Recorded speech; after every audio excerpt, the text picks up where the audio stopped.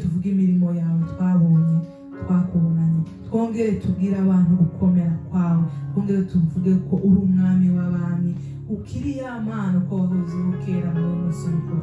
Twemerere Mana, twe turi ibikoresho byawe. Reka Mwami Yesu turakwegereje kugira ngo ubane natwe, ntaba ari twe wa Mana we, ahubwo izina ryawe aba ari ryo. Ibikorerwa hano byose biba ari ibyo kugusingiza, biba ari ibyo kukuramya.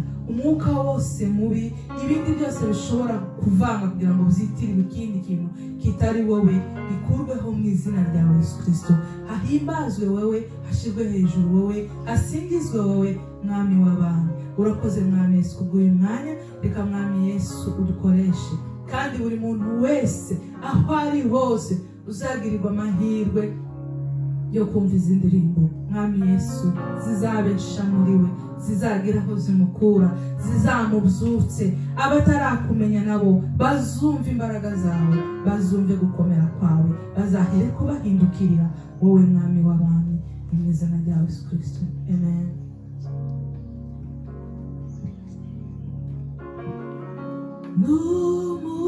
Numugisha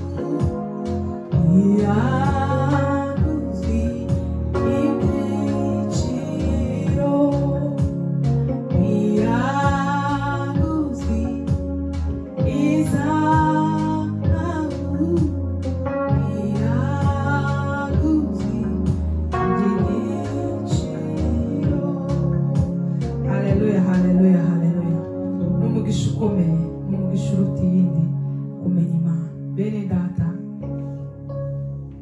ababizi aba bana nawe bazi umugisha tugira. Kutagira Yesu ni igihombo gikomeye, kumugira ni umugisha uruta indi migisha yose mufite cyangwa mutabasha gutahura ko mufite.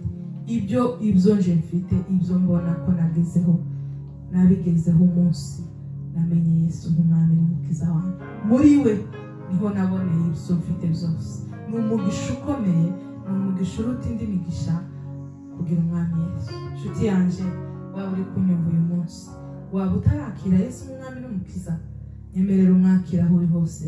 Watura ijambo uvuge ngo ndakwemeye Yesu nk'umwami n'umukiza mu bugingo bwanje, uyobore ubuzima bwanje kuva uyu munsi. Ari hafi yawe, azakwakira kandi azabana nawe mu rugendo, kandi uzabona impinduka y'ibyo wibaza byose ubura igisubizo. Umunsi Yesu azakwinjiramo, umunsi uzakira Yesu nk'umwami n'umukiza, uzabona impinduka. Haleluya. Amashyira hejuru.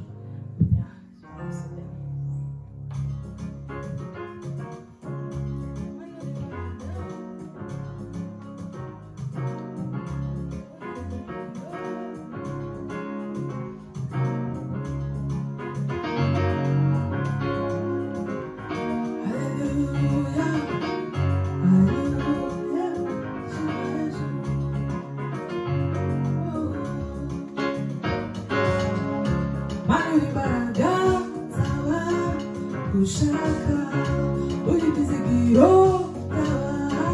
wizeye niba bituro imitima yacu, niba mashine yawa kuvuga tugufite nkambi turakomeye, iyo tuganana nawe turabanesha. Manu imbaraga zawe ushaka we